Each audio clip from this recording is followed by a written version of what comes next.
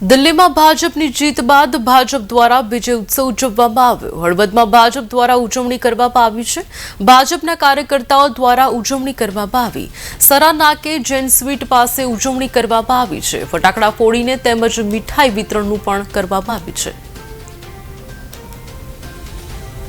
ભારતીય જનતા પાર્ટીની દિલ્હીની જે રાજ્ય સરકાર છે તેમાં જે 48 સીટ ઉપર ભારતીય જનતા પાર્ટીનો ભગવો લહેરાવ્યો છે, ત્યારે હળવદ શહેર દ્વારા આજે સરાનાકા ખાતે એની ઉજવણીના ભાગરૂપે અહીંયા ફટાકડા ફોડી મોં મીઠા કરાવી ઢોલ નગારા સાથે વિજય ઉત્સવ મનાવવામાં આવ્યો છે।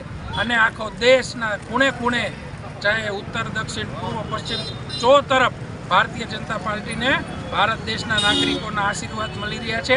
અમારા માટે આનથી મોટો કોઈ રાજીપો ન હોઈ શકે।